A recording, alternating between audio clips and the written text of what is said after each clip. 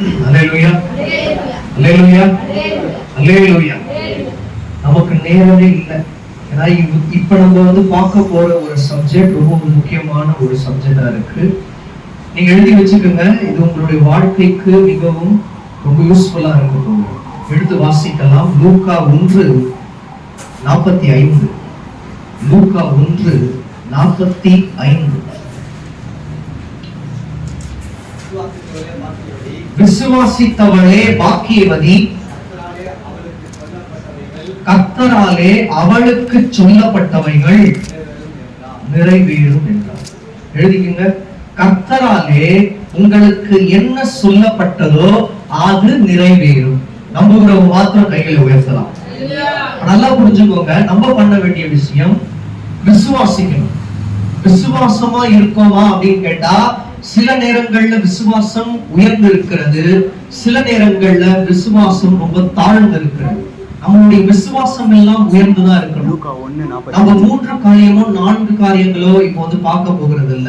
ஒரே காரியம் தான் பார்க்க போறோம். அந்த ஒரு காரியத்துல பல விதமான உள் ஆழங்கள் இருக்கிறது. எடுத்து வாசிக்கலாம். நியாயாதிபதிகள் 13, அப்படியே 2ல இருந்து வாசிங்க. நியாயாதிபதிகள் 13:2 முதல். அப்பொழுது தான் வம்சத்தானாகிய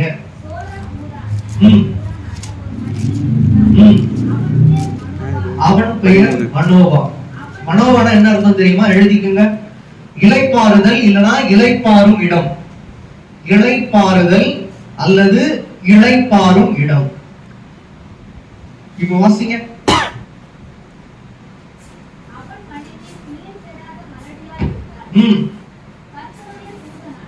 கர்த்தருடைய தூதனானவர் அந்த ஸ்திரீக்கு தரிசனமாகி அவளை நோக்கி, இதோ கர்ப்பம் தரித்து ஒரு குமாரனை பெறுவாய்.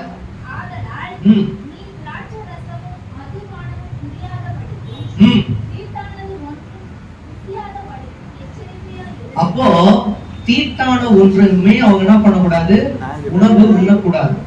அப்ப தீட்டானது என்ன அர்த்தம்? தேவனுக்கு பிரியமற்ற காரியங்களை அவங்க என்ன பண்ணணும், எடுத்து ஓரமா வைக்கணும். தேவனுக்கு பிரியமில்லாத காரியங்கள் உங்களுக்குள் இருக்குமானால் அவர் சொன்ன காரியம் நிறைவேற காலதாமதம் ஆகும்.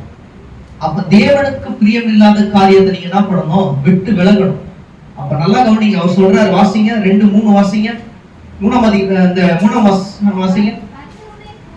கர்த்தருடைய தூதனானவன். இப்போ கர்த்தருடைய தூதனானவன் தான் என்னென்ன காரியங்களை எப்படி பண்ணணும்னு சொல்லிட்டு தெளிவா சொல்றாரு. வாசிங்க. யார்கிட்ட சொல்றாரு? இப்போ மனோவாவோட வைஃப் கிட்ட சொல்றாரு. வாசிங்க. அந்த ஸ்திரீக்கு தரிசனமாகி அவளை நோக்கி, இதோ கர்ப்பம் தரித்து ஒரு குமாரனை பெறுவார். அவர் கிளியரா சொல்றாரு பாருங்க. என்ன பெறுவா? ஆண் பிள்ளையை பெறுவன்றாரு. தெளிவா சொல்றாரு. என்ன? ஆண் பிள்ளை பெறுவ. அப்ப தேவன் ஒரு தேவ தூதனை உங்களுக்கு முன்பாக அனுப்புகிறார் என்றால் தெளிவாக தான் அவரோட வார்த்தை இருக்கும்.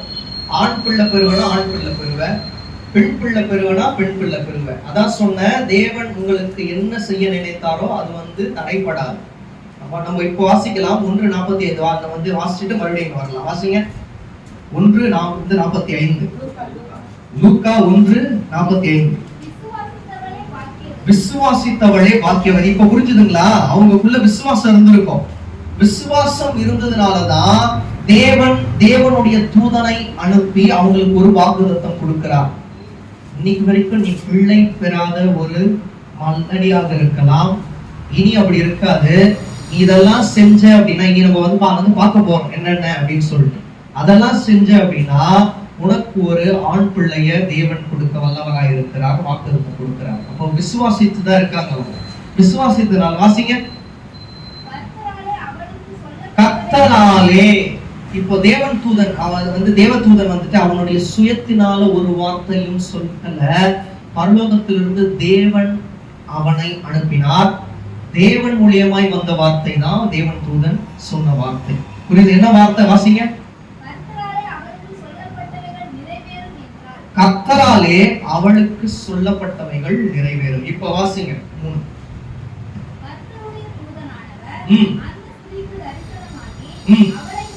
அவளை நோக்கி பெறுவான்.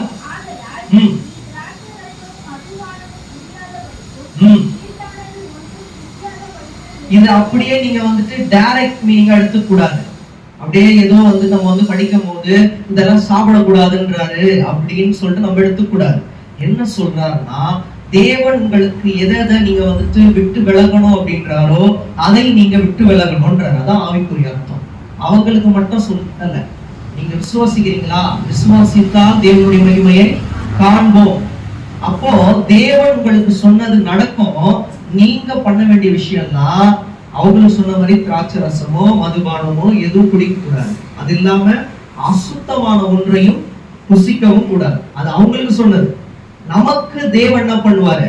என்னென்னவோ அதை தேவன் சொல்லுவார். அதெல்லாம் விட்டு விலகும் போது இனிமேட்டு வரக்கூடிய ஆசீர்வாதங்கள்லாம் நமக்குமே அது என்ன ஆகும் அப்படின்னா லிங்க் ஆகும். கீழே வாசிங்க.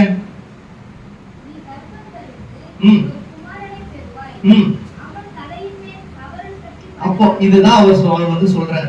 அவர் தலைமேல் என்ன படக்கூடாதுன்னா சவரன் கத்தி படக்கூடாது. ஒன்னும் இருக்கும். என்னென்ன அப்படின்னு யாரு உங்களுக்கு புரியுதுங்களா? சிம்சோன் எப்படி இருக்கணும் அப்படின்னு சொல்லிட்டு எப்ப சொல்றாரு? அவன் பிறக்காது முன்னாடியே சொல்றாரு. வாசிங்க. படலாகாது. அந்த பிள்ளை பிறந்தது முதல் தேவனுக்கென்று நசரேயனாய் இருப்பான்.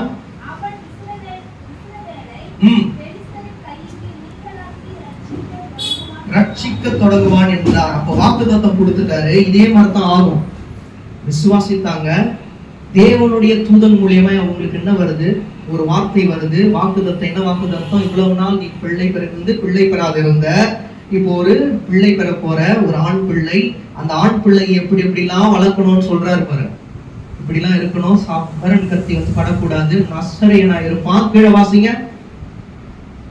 அதான் வாசிங்க. இஸ்ரவேலை பெலிஸ்தியரின் கைக்கு நீங்களாக்கி ரட்சிக்க தொடங்குவான். அவன் மூலியமா தான் தேவன் ஆரம்பிக்க போகிறார். ஒரு ரட்சிப்பை சிம்சோன் மூலியமா தான் ஆரம்பிக்க போகிறார். அங்க ஆரம்பித்ததுதான் இந்நாள் வரைக்கும் அப்படியே ஓடிட்டே இருக்கு. ஏன்னா வாக்குத்தத்தம் கொடுத்துட்டார். சிம்சோன் மூலியமா நான் உங்களை ரட்சிப்பேன் அப்படின்னாருன்னா கண்டிப்பாக தேவன் சிம்சோன் மூலியமாய் நம்மை இல்ல பெலிஸ்தியர் அங்க இருந்து அப்படியே வந்து என்னது இன்னைக்கு வரைக்கும் தேவன் யார் மூலியமா அவர் என்ன பண்றாரு? ரட்சிக்கிறாரா இல்லையா? ஏன்னா அவர் சொன்ன வாக்குத்தத்தம். இப்ப வாசிங்க 5, 6 அப்படியே வாசிங்க. 7 வாசிங்க. அவர் என்னை நோக்கி. இது யாருக்கிட்ட சொல்றாங்க தெரியுமா? நீங்க 6 வாசிங்கன்னா புரியும். மனோவா வராரு. மனோவா கிட்ட சொல்றாங்க. வாசிங்க 6 வாசிங்க. தன் புருஷனிடத்தில் வந்து, அப்ப நல்லா புரிஞ்சுக்கோங்க. ஒரு ஸ்திரீயும் ஒரு மனைவியும் புருஷனும் ஒன்றுபட்டு இருக்கிற ஒரு அனுபவத்தை தேவன் இங்க காட்டுகிறார். அப்ப ஸ்திரீ கிட்ட மட்டும் ரகசியங்கள் என்ன பண்ண மாட்டார்? தேவன் சொல்ல மாட்டார். இதுல இன்னொரு விஷயம் இருக்குது. ஆதாம் ஏவாள் கிட்ட சொல்லும் போது ஏவாள் தீமைய ஆதாம் கிட்ட சொன்னா, இவள் நன்மையை சொல்றான். புரியுதுங்களா? ஏவாள் என்ன பண்றா அப்படின்னா பிசாசு பேசுறான். இங்க யார் பேசுறது? தேவனுடைய தூதன். இதெல்லாம் நீங்க அப்படி லிங்க் பண்ணி பார்க்கணும். ஆவிக்குரிய அர்த்தத்துல நீங்க படிக்கலன்னா வேதாகமம் உங்களுக்கு பல விஷயங்களை வெளிப்படுத்தாது. பல விஷயங்களை வெளிப்படுத்தணும்னா நீங்க உட்கார்ந்து தேவனுடைய ஸ்தானத்துல நின்று பைபிள் எடுத்து படிக்க ஆரம்பிக்கும் போது யார் உள்ள வந்தாலும் அது காதுல உங்களுக்கு விழக்கூடாது. அதுலதான் கவனமா இருக்கணும். வேதத்துல நீங்க கவனமா இருக்க அதுக்குள்ள இருக்கிற ரகசியங்களை தேவன் உங்களுக்கு வெளிப்படுத்த வல்லவராக இருக்கிறார். இப்ப உங்களுக்கு புரியுதா? ஏவாளுக்கு அந்த பிசாசு பழகி விடுறான். அந்த தீமை அப்படியே ஆதாம் கிட்ட சொல்றான். ஆதாமும் என்ன பண்ணிடுறான்? அவன் சொல்றதை கேட்டு அதுபடியே என்ன பண்றான்? நடக்கிறான். இங்க வித்தியாசமா இருக்கு. அதோட லிங்க் தான். அது தீமை, இது நன்மை. அது பாருங்க. தேவதூதன் என்கிட்ட சொன்னாரு அப்படின்றத மனோவா கிட்ட சொல்றாங்க பாருங்க. வாசிங்க. புருஷனிடத்தில் வந்து வார்த்தை மாறாம சொல்றாங்க பாருங்களேன். அவங்க அவர்கிட்ட நீங்க யாரு எங்க இருந்து வந்தீங்கன்னா கேட்கல. அது அந்த அந்த ஒரு விஷயத்தையும் சொல்லுவாங்க. நான் அவர்கிட்ட வந்துட்டு எங்க இருந்து வந்தீங்கன்னா கேட்கல அப்படின்னு சொல்லுவாங்க பாருங்க. வாசிங்க. தேவனுடைய மனுஷன். அப்ப நல்லா புரிஞ்சுக்கோங்க, யார் உங்களுடைய வீட்டை தேடி வந்து தேவனுடைய மனுஷன் அப்படின்னு சொன்னா நீங்க என்ன பண்ற கூடாது, நம்ப கூடாது. எந்த நீங்க வந்து படிச்சு பாத்தீங்கன்னா நான் தான் தேவ தூதன் கேப்ரியல் தூதன் எதுவும் சொல்லல. வந்து நின்ன உடனே தேவனுடைய தூதன் அவன் தான் ஆயிட்டா புரிஞ்சுக்கலாம். ஆவிக்குரிய ரீதியில புரிஞ்சுக்கலாம். ஏன்னா விசுவாசம் உள்ள இருந்தது. புரியுதுங்களா? அவர்கிட்ட இவங்க வந்து போயிட்டு கேட்கல நீங்க எங்க இருந்து வரீங்க, யார் இடத்துல இருந்து வரீங்க. வந்தவர் ஆவியானவர் இடத்துல இருந்து வந்தாருன்னு இவங்களே புரிஞ்சுக்கலாம். வாசிங்க. வந்தார், அவருடைய சாயல் மகா பயங்கரமா இருந்ததா. பார்த்தோடனே புரிஞ்சுக்கலாம். எப்படி மோசையை பார்த்து அந்த ஒரு முகம் பிரகாசமா இருக்கிறத பார்த்து பயந்தார்களோ அது மோசே தான். ஆனா தேவன் கூட இருந்து வந்த அவர் வந்து கீழே இறங்கி வந்ததுனால அவருடைய முகம் தேவனுடைய முகத்தை போன்று பிரகாசமா இருந்தது. அப்ப வந்தவர் கூட அவரோட பேச பார்த்து இருக்க முடியாது, பிரகாசமா தான் இருந்திருப்பாங்க. ஏன்னா தேவனுடைய சாயலினால் மறைக்கப்பட்டவராய் வந்தார். அவர் யாரு? தூதர். வாசிங்க. கேட்கவில்லை. பாத்தீங்களா? நம்ம வந்து பார்த்தோம் பாத்தீங்களா? கேட்கலையா? எங்க இருந்து வந்தீங்க அப்படின்னு சொல்லிட்டு கேட்கல. ஏன்னா புரிஞ்சுக்கினாங்க தேவனோட சாயல் இருக்கிறதுனால தேவனால அனுப்பப்பட்ட தூதன் தான் வந்தார்னு புரிஞ்சுக்கிறாங்க. வாசிங்க.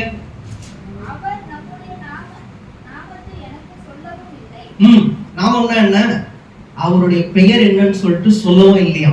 அவங்க கேட்கவும் இல்லை, சொல்லவும் இல்லை. சில நேரங்கள்ல இங்கேயும் ஒரு ரகசியம் இருக்குது. புருஷனுடைய பெயர் வந்துட்டு இதுல கொடுத்துருப்பாங்க, மனைவி பெயர் வந்து கொடுக்கல, ஸ்திரீன்னு இருக்கு. அப்போ விசுவாசமாய் தான் எப்படி வந்தாரு? தேவதூதன் வந்தாரு. இவங்களும் விசுவாசத்துல உறுதியா இருந்தாங்க. இப்ப மனோவா பாருங்களேன், கிளியரா சொல்றாங்கல்ல, ஒருத்தர் வந்தாரு, தேவ சாயலா வந்தாரு, தேவ தூதனுக்கு ஒப்பானவராய் வந்தாரு அப்படின்னு சொல்றாங்க. ஆனா இவன் என்ன பண்ணுவான்? அவர்கிட்டயே போயிட்டு உங்களுடைய நாமம் என்னன்னு கேட்பான். யார்? மனோவா கேட்பான். மனோவா அப்படின்றது வம்சத்துக்குரிய காரியங்களுக்காக வந்து காட்டுகிறது. அவங்களுடைய மனைவி ஆவிக்குரிய காரியங்களை காட்டுகிறது. புரியுதுங்களா? மனோவா நீங்க வந்து நம்ம வந்து இதுக்கப்புறம் வந்து படிக்க போகிறோம். அவர்கிட்டயே போயிட்டு உங்களோட பெயர் என்னன்னு கேட்பாரு. யார்? மனோவா. அவன் அதுக்கப்புறமா தான் அதன் பிறகுதான் அவன் தேவ தூதன் என்று அறிந்து கொண்டானும் இருக்கும். அதுக்கப்புறம் தான் அவன் வந்து அறிஞ்சு கொள்ளுவான். எப்போ அவன் வந்து காணாத போவாரு பாருங்களேன், அப்பதான் மனோவா வந்துட்டு அது தேவ தூதன் அறிஞ்சு கொள்றான். இங்கே சொல்றாங்கல்ல அவங்க தேவ தூதனுக்கு ஒப்பானவராக இருந்தார் அப்படின்னு சொல்றாங்க. வாசிங்க. எப்போ என்னை நோக்கி கர்ப்பம் தரித்து அப்படியே சொல்றாங்க பாருங்க. தேவ தூதன் என்ன சொன்னாரோ அது அப்படியே சொல்றாங்க. கர்ப்பம் தரித்து ஒரு குமாரனை பெறுவாய் அப்படின்னு சொன்னாரு அப்படின்னு அவங்களுடைய ஹஸ்பண்ட் கிட்ட சொல்றாங்க. வாசிங்க. ஆதலால் இத மட்டும் என்ன பண்ணல, அவங்க பிள்ளை பெறுத மட்டும் அப்படியே சொல்லிட்டு விடல, அவர் என்ன பண்ண சொன்னாருன்னு சொல்றாங்க. வாசிங்க. அப்படியே வாசிங்க. மதுபானமும் குடியாமலும்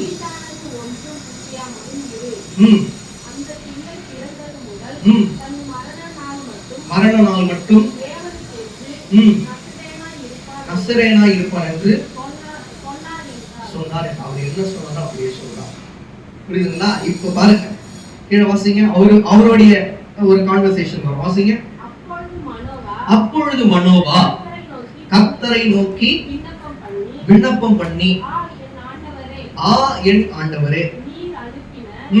இப்ப இவருக்குள்ள ஒரு இது இருந்திருக்கும்.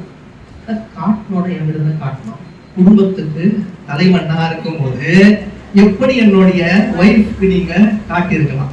அப்படி தேவ தூதனை அனுப்பி சொல்றதா இருந்தாலும் நான் வேலை விட்டு வீட்டுக்கு வர வரைக்கும் வெயிட் பண்ணணும்ல. அது வரைக்கும் வெயிட் பண்ணாம என்னோட ஒய்ஃப் கிட்ட நீங்க ஏன் தூதனை அனுப்பி சொன்னீங்கன்னு இருந்திருக்கலாம். அதனாலதான் கேட்கிறாரு. இப்படி சாஃப்டா கேட்கிறாரு பாருங்க. சாஃப்டா சில பேர் கேட்டாங்கன்னா அவங்களுக்குள்ள வஞ்சம் இருக்குதுன்னு அர்த்தம். என் ஒய்ஃபுக்கு தெரிஞ்சிட்டதுக்கு அப்புறமா எனக்கு தெரியக்கூடாது, எனக்கு தெரிஞ்சதுக்கு அப்புறமா தான் என்னோட ஒய்ஃபுக்கு தெரியணும்ன்ற எண்ணம் இருந்தது. வாசிங்க. தேவனுடைய மனுஷன். அப்ப கூட சொல்றான் தேவனுடைய மனுஷன் தான் சொல்றான், தேவனுடைய தூதன்னு சொல்லல. வாசிங்க. மனுஷன் மறுபடியும் ஒரு விசை எங்களிடத்தில் வந்து இன்னும் ஒரு விசை மட்டும் தேவதூதன் அனுப்புங்க, அவனா பண்ணட்டும், எனக்கு முகமுகமா பார்த்து என்கிட்ட சொல்லட்டும், அப்ப நம்புறேன் அப்படின்னு மறைமுகமா சொல்றான். வாசிங்க. இப்ப இப்படி கேக்குறான், இவகிட்ட என்ன பண்ணிட்டீங்க, பிள்ளை இப்படி வந்து பெறும் சொல்லிட்டீங்க, பெற போகிற பிள்ளைக்காக நாங்க என்ன பண்ணணும் அப்படின்னு அவர் வந்து என்கிட்ட சொல்லணும்ன்ற. எப்படி கேக்குறான் பாருங்களேன், மறைமுகமா. ஓப்பனா இன்னொரு தடவை வந்து என்கிட்ட சொல்லு அப்படின்னு வந்து சொல்லு அப்படின்னா தேவனுக்கு நீ எப்படி கேட்டாலும் புரியும், என்னதான் மறைச்சு பிரிச்சு கேட்டாலும் புரியும். என்ன சொல்றான், பிறக்க போகிற பிள்ளைக்காக நாங்க என்ன பண்ணணும் அப்படின்னு அவர் வந்து என்கிட்ட சொல்லட்டும். வாசிங்க.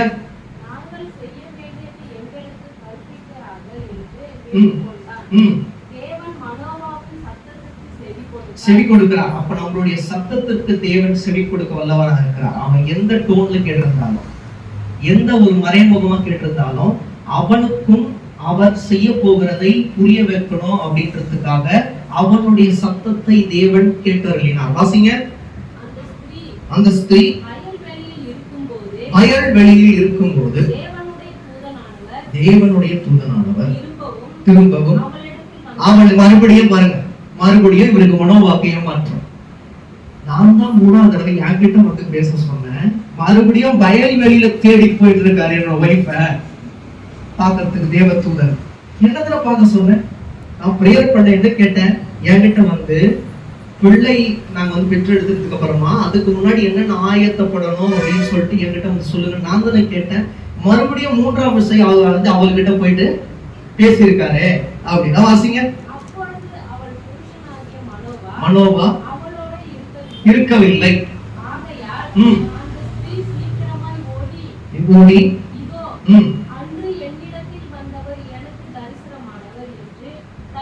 இவன் சும்மா இருந்திருக்கலாம்ல. மறுபடியும் வந்து அவங்க ஹஸ்பண்ட் கிட்டயே அன்னைக்கு சொன்னல, அவர் வந்து மறுபடியும் வந்து என்ன சொன்னாரோ அதையே சொல்றாரு. எங்க வயல்வெளியில இருக்கும்போது சொல்றாருன்னு சொல்லிட்டு மனோவா கட்டிய சொல்றாரு. வாசிங்க. அப்பொழுது மனோவா எழுந்திருந்து, அது எப்படி முடியும், எழுந்துகிறார். எழுந்திருந்து போய் நீ ஃப்ரண்ட்ல போய் எனக்கு கொஞ்சம் பயமா இருக்கு. இல்ல அவர் நினைச்சிருக்கலாம், நம்ம அப்படிதான் வந்து படிக்கணும், முன்னாடி போ, நான் உன்னோட பின்னாடியே வரேன், அவர் என்ன சொல்றாரு அப்படின்றது நீயும் கேட்கலாம், நானும் உன்னுடைய பின்னாடி வந்து கேட்பேன் அப்படின்ற. வாசிங்க. பேசினவர் நீர் தானா, பின்பக்கத்துல இருந்து கேட்கிறாரு, இந்த இவ கூட பேசினவர் நீர் தானா அப்படின்னு வந்து கேட்கிறாரா. கேட்டான். நான் தான். இவன் என்ன நினைச்சான், நான் காபிரியலோ இல்ல மீகாயலோன்னு சொல்லுவாருன்னு நினைச்சான். நான் தான். இப்ப நான் தானா என்ன புரிஞ்சுப்பான், நான் தான் அப்படின்னு சொன்னா அவன் எக்ஸ்பெக்ட் பண்ணதே வேற. நான் தான் இந்த ஒரு தூதன், அதாவது நற்செய்தியை சொல்லுகிற தூதன் அப்படின்னு சொல்லுவார்னு நினைச்சான். அவர் அதை விட ஞானம் இல்லை. ஏன்னா எங்க வருது ஞானம், தேவ தூதனுக்கு தேவனால் அருளப்படும் ஞானம் அவங்க கிட்ட இருக்கிறதுனால இவர் கேட்ட உடனேயும் நான் தான். எப்படின்னா நான் சாம் தான், நீ யாருன்னு கேட்ட நான் சாம் தான்ற மாதிரி நான் தான் மனோவாக்கு சொல்ற. வாசிங்க. மனோவா நிறைவேறும் போது அந்த பிள்ளையை எப்படி வளர்க்க வேண்டும். இது பாருங்க, இதுல என்னன்னா இந்த ஒரு காரியத்தை அந்த ஸ்திரீ கிட்ட அவர் வந்து சொல்லவே இல்லை. அந்த ஸ்திரீயை எப்படி வளர்க்கணும்னு சொல்லவே இல்லை. எப்படி சொல்றாரு அப்படின்னா, அவனுடைய முடிய வந்து சவரங்கத்தை வந்து படாது இருக்கணும் அப்படிலாம் சொல்றாரு. எப்படி வளர்க்கணும், நீ பால் ஊட்டி வள, இந்த ஆகாரம் கூட, அதெல்லாம் சொல்லவே இல்லை. இவர் என்ன பண்றாரு, அந்த ஸ்திரீ கிட்ட சொல்லாத விஷயத்த இவரு கேட்டு தெரிஞ்சுக்கணும்ன்றதுக்காக ஒரு விஷயத்த கேட்கிறாரு. அந்த பிள்ளையை எப்படி வளர்க்கணும் அப்படின்னு நீங்க சொல்லுங்க. ஏன் தெரியுமா அந்த விஷயத்த ஓப்பனா அவர் வந்தா ஃபர்ஸ்ட் தேவதூதன் மூலியமா வந்து சொல்லவே இல்லை. எப்படி வளர்க்கணும் அப்படின்னு சொல்லிட்டு அவருக்கு தெரியும். உங்களுடைய பிள்ளையை அவர்கிட்ட நீங்க வந்து கொடுத்ததுக்கு அப்புறமா எப்படி வளர்க்கணும் அப்படின்னு சொல்லிட்டு ஸ்டெப் பை ஸ்டெப் சொல்லிட்டே இருப்பாரு. ஃபர்ஸ்டே உங்களுக்கு எல்லாத்தையும் கொடுத்துக்க மாட்டார். ஒரு எடுத்துக்காட்டாக எல்கேஜில போயிட்டு வந்து சேர்க்கிறீங்க, போயிட்டு பிரின்சிபல் ரூம்ல போயிட்டு எல்கேஜில வந்து சேர்த்துட்டேன், +2 வரைக்கும் என்ன மார்க் எடுப்பான்னு இப்ப எடுத்து காட்டுறதுக்கு கொடுப்பாங்களா? அப்படிதான் அவன் கேட்கிறான். எப்படி வளர்க்கணும்னு அந்தந்த காலகட்டத்துல தேவன் என்ன பண்ணுவார், அவர்களுக்கு தெளிவுபடுத்துவார். இதுல என்ன ஒரு விஷயம்னா, அந்த ஸ்திரீ அவர் என்ன சொல்றாரோ அதை கேட்டாங்க. இவன் அவர் என்ன சொல்றாரோ அதை கேட்கல. அதற்கு மாறாக இவன் பேச தொடங்கினான். நம்ம தூத்தூர்னு நம்மளோட வாயை கொடுத்து கேட்க கேட்க கேட்க தேவன் நம்மளோட காரியங்களை செய்ய மாட்டார். அவர் சொல்றதை கவனிக்கணும்.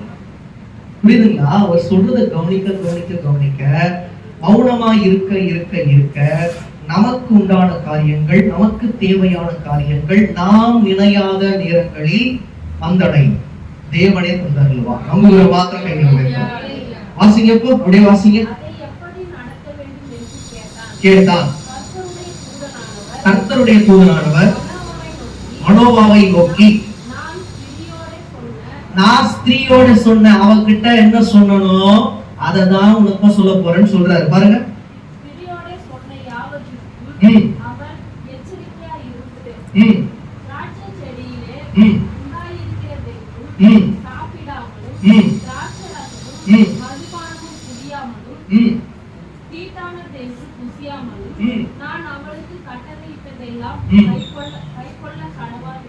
கை கொள்ள கடவாள்.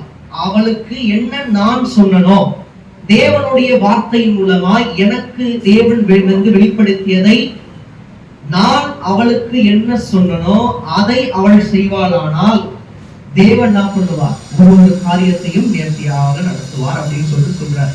அவர் சொல்ற விஷயம் பாருங்க. உனக்கு சொன்ன ஸ்திரீ கிட்ட ஆல்ரெடி என்ன பண்ணணும்னு சொல்லிட்டேன். அவருக்கும் தெரியும். ஆல்ரெடி அந்த ஸ்திரீ எல்லாத்தையுமே விளக்கமாக அவர்கிட்ட சொல்லிட்டாங்க. இருந்தாலும் அவளுடைய பேச்சை நம்பவில்லை. இவர் என்ன சொல்றாருன்னு பார்க்கலாம் அப்படின்றதுக்காக அவர்கிட்டயும் இவர் கேட்கிறார். அவங்க என்ன சொன்னாங்களோ அதே தான் இவர் சொல்றாரு. அதை மட்டும் கடைபிடிக்க சொல்லு, அது போதும். வாசிங்க, மறுபடியும் வாசிங்க. அப்படியே அதே அப்படி கீழே வாசிங்க. 15 வாசிங்க. நோக்கி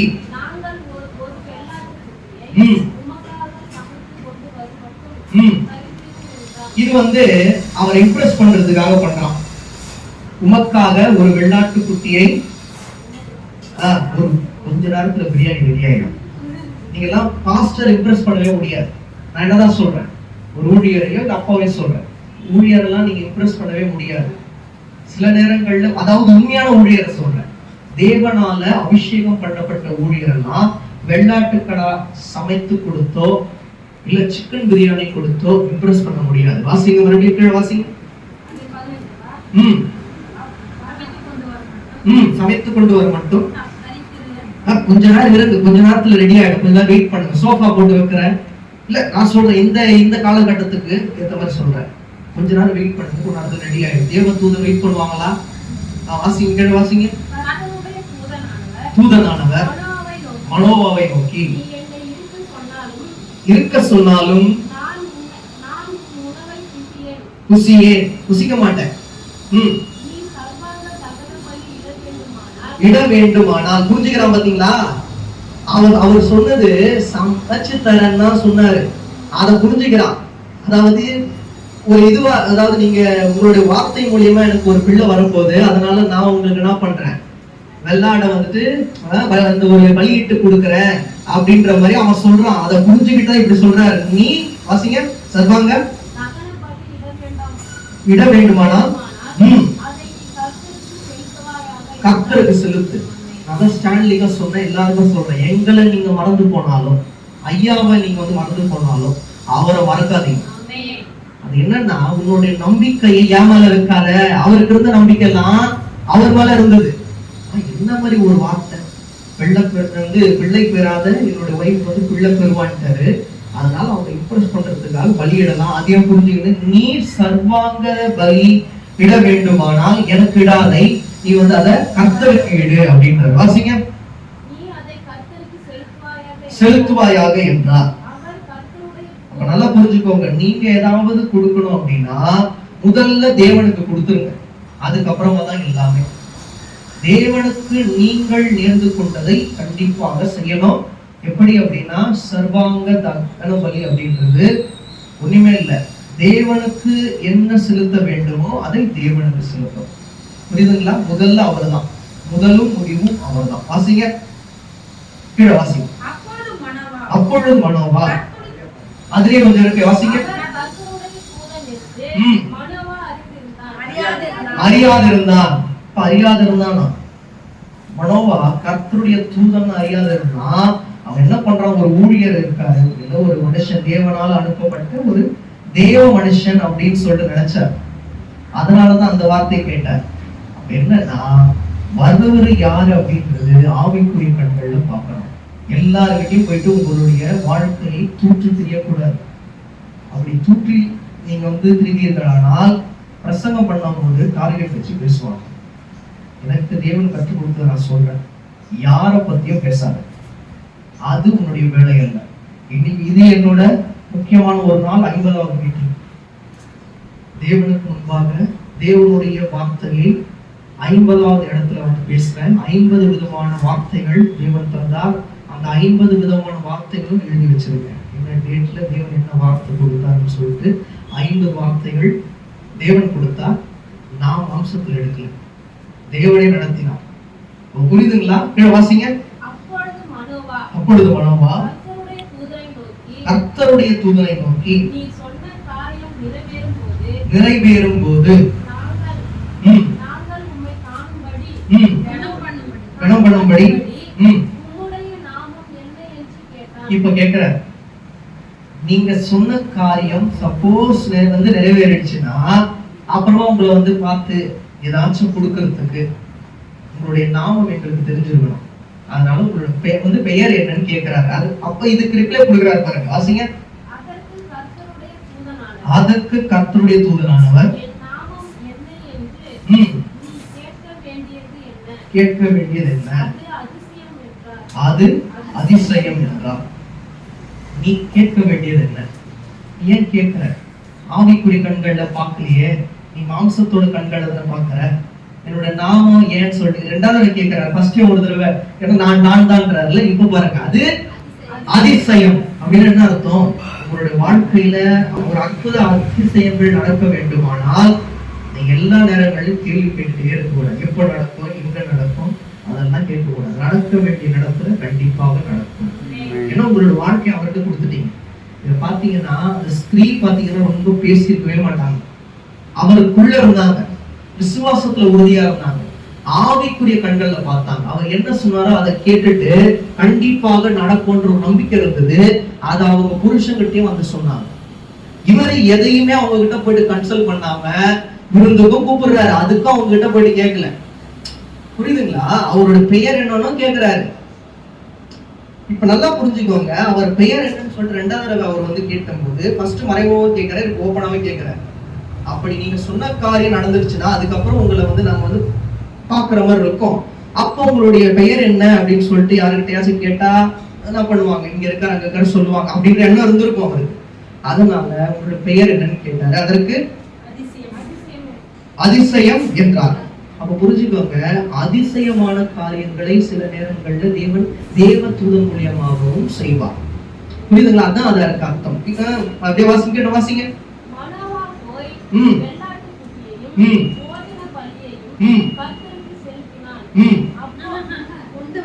கொண்டு வந்து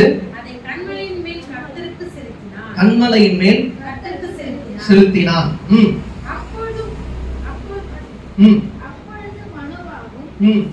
அவன் பண்ண விஷயத்திலே இதுதான் ஒரு உருப்படியான விஷயம். யாருக்கு செலுத்தினானா? கர்த்தருக்கு செலுத்தினான். ஏன்னா அவனுக்கு ஒரு நம்பிக்கை. ஏன்னா தேவனால அனுப்பப்பட்ட ஒரு மனுஷன். அவனுடைய தாட் ப்ராசஸ்ல இருந்து நான் உங்களுக்கு சொல்றேன். ஒரு மனுஷன் ஒரு விஷயத்த என்ன பண்ணிட்டாரு, சொல்லிட்டாரு, கண்டிப்பாக அது நடக்கும். அவர் சொன்ன வார்த்தை நம்புறாரு. என்ன சொல்றாரு? நீ சர்வாங்க தகன பலி நீ கொடுக்கணும் அப்படின்னா யாருக்கு கொடுக்கணும்? கர்த்தருக்கே செலுத்துறாரு. அதே மாதிரி இவர் என்ன பண்றாரு, கண்மலையில அது யாருக்கு செலுத்துறாரு? கர்த்தருக்கு செலுத்தினான். கீழே வாசிங்க. அவன் மனைவி இப்பதான் வராங்க. அதிசயம் விளங்கினது. பாத்தீங்களா? தேவனால் அனுப்பப்பட்ட தூதனுடைய வார்த்தையை நீங்கள் நம்புவீர்களானால், அந்த தூதனை நம்பக்கூடாது. தேவனால் அனுப்பப்பட்ட தேவ தூதனுடைய வார்த்தை, அந்த வார்த்தை தேவனுடைய வார்த்தை. என்ன ஆகும் பாருங்க, வாசிங்க. அக்கினி ஜுவாலை பலிபீடத்திலிருந்து வானத்திற்கு நேராக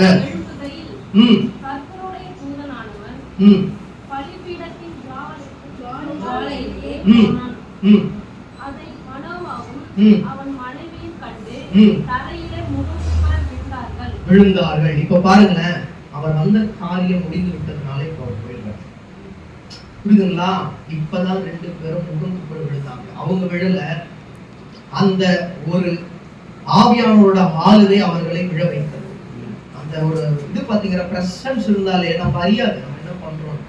முகங்குப்புற விழுந்தாங்க. வாசிங்க. அப்படியே கீழே வாசிங்க.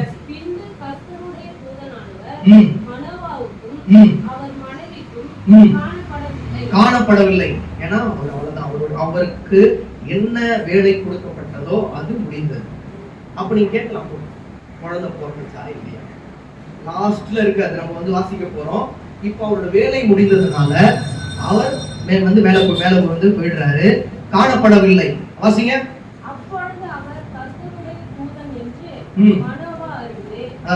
இப்பதான் அறிஞ்சுறான். 21 தான் அறிஞ்சுக்கிறான்.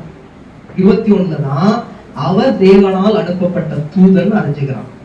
அப்போ அவர் அறிவிக்கல, நான் தான் தூதன் ஓப்பனா சொல்லல. அந்த பிரசன்ஸ், அந்த ஒரு பரிசுத்த ஆவியின் ஆளுகையே அனைத்து விஷயங்களையும் மனோவாக்கு விளக்கியது. வாசிங்க. பார்த்து தேவனை கண்டோம், தேவனை சாகவே சாவோம் என்றான்.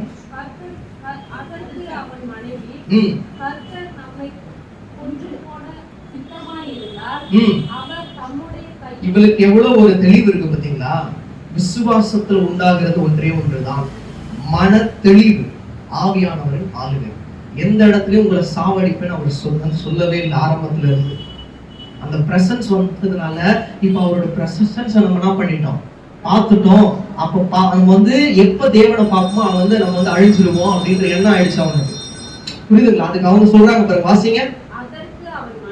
அதற்கு அவன் மனைவி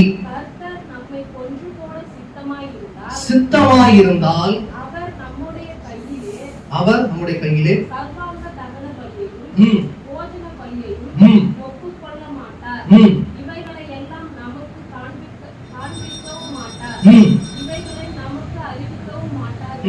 அப்ப நல்லா புரிஞ்சுக்கோங்க, அவர் நம்மள சாவடிக்கணும்னு சித்தம் வச்சா எதற்காக சர்வாங்க தகன பலியிடணும்னு சொல்லிட்டு தேவ தூதன் மூலியமா நமக்கு சொல்லணும், போஜன பலியிடணும் ஏன் சொல்லணும் அவரு? தேவனுடைய சித்தம் என்னவோ அதான் நடக்கும். நம்மளை அழிப்பது தேவனுடைய சித்தம் அல்ல. நமக்கு ஒரு குமாரனை தந்து அந்த குமாரன் மூலியமாய் அநேகர் ரட்சிக்கப்படுவதுதான் தேவனுடைய சித்தம். அப்படியாக நடந்தது. வாசிங்க.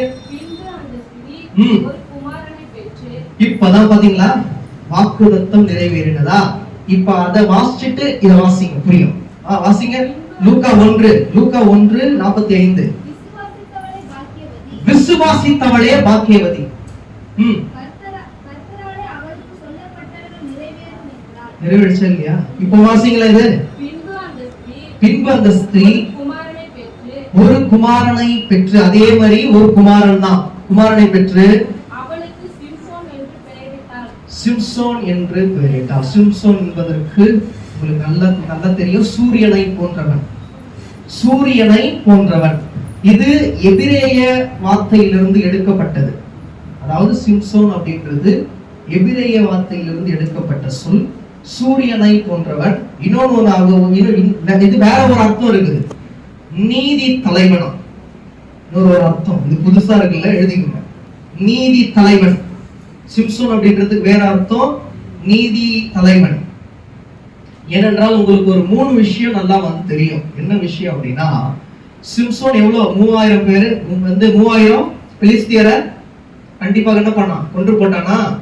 அதே மாதிரி கழுதையோட தாடைகளை வச்சு எவ்வளவு பேரு 1000 பேரை கொன்று போட்டானா?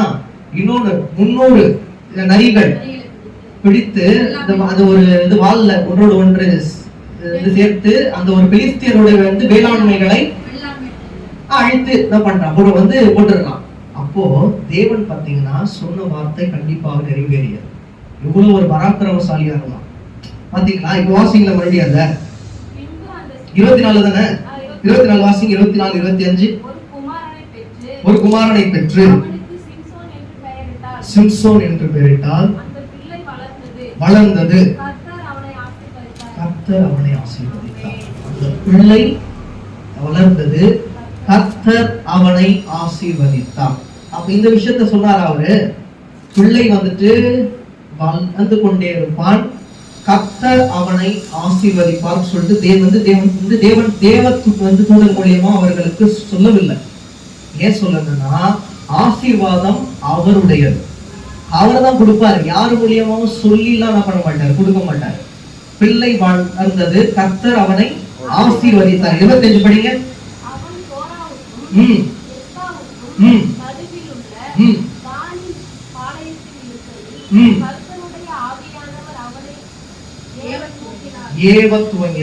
இப்போது ஆரம்பிக்குது சொன்ன வார்த்தை.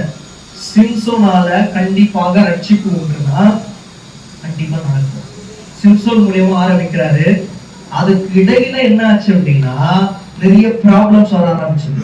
நீங்க 15ஆம் அதிகாரம் படிச்சு பாத்தீங்கன்னா, இப்ப நம்ம பார்த்தோம்ல, அதாவது கழுதையோட தாடை எழுத வச்சு 1000 பெலிஸ்தியர்களை சாவடிச்சான். 3000 பெலிஸ்தியர்களை கொன்று போட்டான். அப்புறம் நம்ம பார்த்தோம் 300 நரிகளோட வாழை கட்டி அவங்களோட வேளாண்மையில அழைத்தான் அப்படின்றதெல்லாம் நீங்க வீட்டுக்கு போயிட்டு நியாயாதிபதிகள் 15ஆம் அதிகாரத்தை ஃபுல்லா நீங்க படிச்சு பாத்தீங்கன்னா உங்களுக்கு புரியும். நல்லா புரிஞ்சுக்கோங்க, தேவனால் சொல்லப்பட்டது உங்களுடைய வாழ்க்கையில் நிறைவேறும். கண்டிப்பா நிறைவேறதா இல்லையா? 2ஆம் அதிகாரம், அதாவது 13ஆம் அதிகாரத்துல 2ஆம் வசனம் 3ஆம் வசனத்துல தேவன் தேவதூதன் மூலியமாய் வாக்குத்தத்தம் கொடுத்தது 24ஆம் வசனத்துல நிறைவேறியது. காலதாமதம் ஆகும். காலதாமதம் ஆனாலும் தேவன் உங்களுக்கு சொன்னதை, வாக்குத்தத்தமாய் ஆவியில் சொன்னதை நிறைவேற்ற தேவன் வல்லவராக இருக்கிறார். லாஸ்டா நீங்க 1:45 மட்டும் வாசிச்சிருங்க, நம்ம முடிச்சிடலாம். லூக்கா 1:45. விசுவாசித்தவளே பாக்கியவதி. விசுவாசிச்சாங்களா இல்லையா? அவங்க விசுவாசிச்சாங்க, அப்புறம் ஒரு பாக்கியவதி ஆனாங்க. அதுக்கப்புறம் வாசிங்க. கர்த்தராலே அவளுக்கு சொல்லப்பட்டவைகள் நிறைவேறியது. நல்லா புரிஞ்சுக்கோங்க, சொன்ன காரியங்கள் எல்லாத்தையும் ஞாபகம் வச்சுக்கோங்க. மனோவாவை போல மாம்ச கண்கள்ல பாராதிருங்க, அவங்களுடைய மனைவியை போல ஆவிக்குரிய கண்கள்ல பாருங்க. விசுவாசத்துல உறுதியா இருங்க. மனோபாவை போல கேள்வி கேட்டுக்கொண்டே இருங்க. அவங்களுடைய மனைவியை போல அமைதலா இருந்து அவருடைய வார்த்தையை கேளுங்க, பேசுறதை விட கேளுங்க.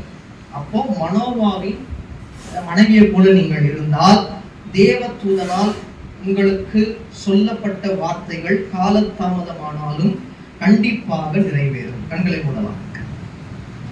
அன்பின் பிதாவே,